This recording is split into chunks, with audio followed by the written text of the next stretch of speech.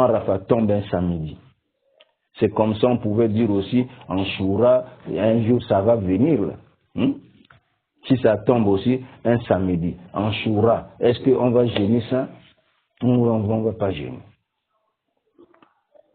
Mais comme la question d'abord concerne Arafat, dans la réponse qu'on va donner à Arafat, c'est ça aussi, ça va concerner le jour d'Arafat et d'Ashura, parce qu'on dit le jour méritoire, un jour qui a beaucoup de mérite si tu jeûnes ça. Maintenant, si ça tombe un samedi, est-ce qu'on peut jeûner ce jour-là? Dans la première partie, nous avons d'abord démontré l'authenticité de cet hadith. L'hadith est authentique. Il ne faut même pas vous inquiéter sur ça. Vraiment, c'est un hadith authentique. Les petites critiques que certains ulamas ont faites autour de cet hadith, on vous a dit, vous les Toulab, vous les étudiants, ouvrez le livre de Cheikh Al-Albani, Irwa al-Ghalil, tome 4, à partir de la page 118 à la page 125, vous allez lire comment le Cheikh a répondu à tout ça là. Et comme souvent, vous voyez, Imam Malik, rahimahullah, masha'Allah, comme beaucoup de pays, c'est les Malikiya. Beaucoup de pays, masha'Allah, Malikiya, surtout chez nous ici en Afrique, Afrique de l'Ouest, Afrique centrale, ainsi de suite. Beaucoup, là, Malikiya. Donc, lorsqu'on dit, Imam Malik a dit, là, ceux qui sont fanatiques, là, donc c'est ça, c'est fini. On rapporte d'Imam Malik a dit, c'est un hadith cet hadith-là est un mensonge. Dire que ne jeûnez pas le samedi, sauf pour le jeûne obligatoire, il dit c'est un mensonge. Les ulama ont répondu Imam Malik. Parmi les Imam Nawawi, il a dit si Imam Malik a dit ça, il dit c'est faux. Pourquoi? Parce qu'il y a des imams qui ont authentifié cet hadith-là. Il y a des imams qui ont dit c'est un hadith authentique. Comment d'autres imams ont dit hadith authentique, tu viens dire c'est un mensonge. Comment ça? Bref, on a répondu à ça. Voilà pourquoi, au lieu d'aller trop en détail, on dit allez lire Cheikh Al-Albani, Irwa al-Ghalil. Ou bien prenez la risala, cette risala, Zahru Rawd, fi hukm siyam yom sabt, fi le fort de Cheikh Ali Hassan Halabi, rahimahullah. Il a répondu à toutes ces ambiguïtés là, à toutes ces ambiguïtés, alhamdulillah rabbil alamin. Maintenant il y a un texte qui est venu interdire et qui est sarih, qui est clair sur l'interdiction. Or vous c'est l'autorisation, vous c'est le mafroum. Donc vous déduisez dans un texte, on déduit donc on peut jeûner samedi. Maintenant il y a un texte qui est clair, dit samedi on ne le jeûne pas. C'est pourquoi l'interdiction l'emporte sur quoi? Sur l'autorisation. L'emporte sur la permission. Et Cheikh Al-Albani, il a, dans Tamam al-Min, il a amené une parole aussi, mashallah. Parole claire. Vous pouvez regarder ça dans Tamam al-Min. Page 406 dans Tamam al-Min. C'est pourquoi Cheikh Ali Hassan il dit, Wa'azi ajwiba ilmiya, ces réponses-là, scientifiques, rasuina, la yasan talib al-haqqi rafduha ou radduha. Donc un étudiant, un chercheur de la vérité ne peut pas rejeter ça, ne peut pas refuter ça. Ce sont des réponses claires. Voilà la compréhension de cet hadith. Voilà la compréhension de cet hadith. Est-ce que vous comprenez ça, Ikhwan? Alhamdulillah. Et le Cheikh Halabi, il continue. Il dit ici, là, pour donner encore un autre argument, que on va respecter l'interdiction là. Si ça tombe un samedi, donc en Arafat va tomber un samedi, on va respecter. Il donne, ici je suis à la page 69, parlons de ceux qui jeûnent, ceux qui observent le jeûne de Daoud. Là où Anaza lezi yasum yoman wa yuftir. Voilà encore. Celui qui jeûne un jour, il jeûne aujourd'hui. Demain ne jeûne pas. Le lendemain, il jeûne. Est-ce que vous voyez ça? Celui qui jeûne un jour sur deux. Donc il est en train de pratiquer le jeûne de David. Aou alezi yasumu salasataya. min kulli shahr. Ou bien celui qui observe les 3 jours de chaque mois de calendrier islamique. Oui.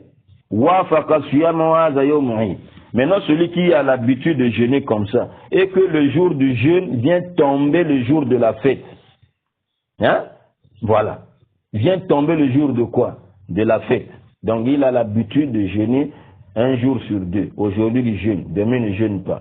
Le surlendemain, il va jeûner. Tu vois? Maintenant, ça vient tomber le jour où il va jeûner, ça tombe le jour de la fête.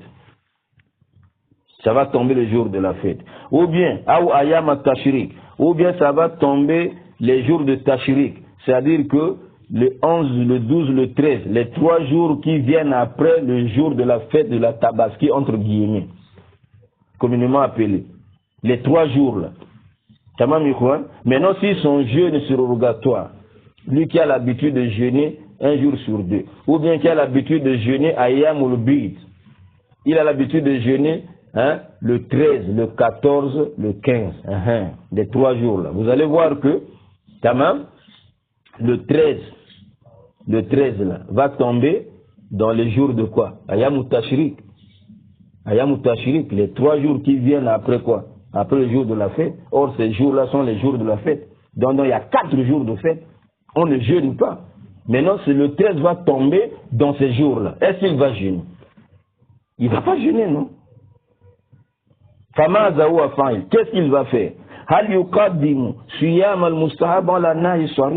Est-ce qu'il va préférer jeûner et mettre le mérite de ce jeûne-là sur l'interdiction qui est venue claire? Ici, personne ne va le dire. Personne ne va dire ça. Que non, comme tu as l'habitude de jeûner 13, 14, 15, non, jeûne 13 là. Il va jeûner. Personne ne va te dire ça parce que le 13 là tombe dans les 3 jours qui suivent le jour de la fête. Tout ça là, ce sont les jours de la fête. C'est interdit de jeûner. Mais il ne va pas jeûner. Il va respecter quoi? L'interdiction, non? Alors, Izan, min shakin, anahu sayuftu. Il n'y a pas de doute qu'il va rompre le jeûne. Itiba linay, pour respecter l'interdiction al-Muhammadi, respecter l'interdiction du prophète sallam à Sari qui est clair. Que les jours de fête, on ne jeûne pas ça. Mouridanon ishiam Daoud, et en tournant le dos au carême de David, de Daoud. Alayhi istahabbahu lana, que Rasul sallam a conseillé cela à nous. Il va laisser ça parce que l'interdiction est plus forte que la permission, l'autorisation, que l'ordre. Maintenant, le cheikh dit Famaou al-farqu bayna suratayn. Maintenant, où est la différence entre les deux formes, les deux images? Man wafaqa siyamu ayaman manhiya, celui dont son jeûne vient coïncider, vient tomber les jours qui sont interdits de jeûner. Kayom al-Eid, comme le jour de la fête, Ayam Tashrik, ou bien les 3 jours qui suivent le jour de la fête de Tabaski. Où est la différence entre ça là et Iza wafaka yawman fadilan yustahabu siyamu fihi yawm sabt? Et aussi, si le jeûne méritoire, comme le jour de Ashura, comme le jour de Arafat, tombe le jour qui est interdit, tombe dans le jour qui est interdit, dans le jour de samedi. Alors que samedi, c'est interdit clairement ici de le jeûner. Où est la différence entre les deux là? Où est-ce qu'il y a la différence? Le cheikh dit la farqa inda man ansafa bayna suratayn. Donc il n'y a pas de différence pour celui qui est juste. Celui qui est juste, qui voit les deux formes là, il va voir que non. Celui qui avait l'habitude de jeûner chaque jour, un jour sur deux, j'allais dire un jour sur 2, et ça vient tomber le jour de la fête de Tabaski, ou bien le jour de Eid al-Fitr, ou bien ça vient tomber les 3 jours après le jour de la fête de Tabaski, il va laisser le jeûne, il ne va pas jeûner, parce que c'est interdit. Il dit c'est la même chose aussi, il n'y a pas de différence. Donc le jour méritoire, là, en Rafa, en Rafa, ou bien en Shura, ou bien je ne sais pas quoi, ça vient tomber le samedi, le jour qui est interdit de jeûner. Il n'y a pas de différence. Lui aussi, il va faire quoi? Il va laisser parce que c'est tombé le jour qui est interdit.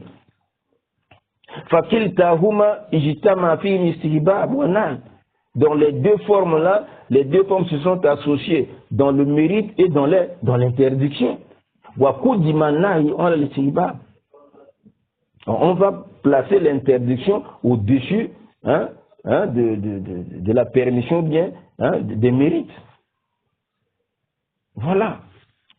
Et nous concluons en disant, Rasul Salam a dit, Man taraka shay'an lillah, quiconque laisse quelque chose pour Allah, tu as laissé quelque chose pour Allah. Allah subhanahu wa ta'ala va te donner, va te remplacer ce qui est meilleur. Va te remplacer ce qui est meilleur. Donc si tu ne jeûnes pas samedi là, Yama Rafala, tu ne jeûnes pas parce que Rasoul a interdit, tu as laissé ça, pas pour toi-même, c'est parce que le prophète a interdit. Si tu as laissé ça, tu n'as pas jeûné. Rasul Salam a dit, Allah subhanahu wa ta'ala va lui donner meilleur que cela, va lui remplacer ce qui est meilleur que ça. Wallah, les gens qui ne vont pas jeûner samedi, ils auront plus que la récompense de ceux qui vont jeûner là, par entêtement, après même avoir écouté cette réponse-là et tout. Et je sais qu'ils sont fanatiques de leurs imams, les imams des mosquées, comme l'imam de la mosquée a déjà dit, et khalas, mais ça c'est que, si tu jeûnes, après avoir écouté ce développement, c'est pas même la parole de celui qui vous parle, non, la parole de Rasoul. Tu vas jeûner, c'est que tu as désobéi à ton messager. Tu l'as désobéi. Même si tu penses que tu auras la récompense, mais celui qui n'a pas jeûné aura plus de récompense que toi, parce que le prophète a dit, celui qui laisse quelque chose pour Allah. Ceux qui ne vont pas jeûner samedi, là, ils ne vont pas laisser pour plaire à leurs imams, à leurs oustas. Ils vont laisser ça pour Allah. Allah va leur donner meilleur que cela, meilleur que ceux qui vont jeûner. Moi, je pense que si on vous présente deux choses, ce qui est meilleur et ce qui est seulement bien, je pense que tout le monde cherchera ce qui est meilleur. Ce qui est meilleur, c'est quoi? Donc, on ne jeûne pas. Voilà ce que je tenais à dire sur cette question. Si j'ai bien parlé, ça vient de la part d'Allah subhanahu wa ta'ala. Si je me suis trompé, ça vient de Shaitan et de moi-même. Je demande à Allah subhanahu wa ta'ala de me pardonner. Wa sallallahu ala Muhammadin wa ala alihi wa sahbihi ajma'in.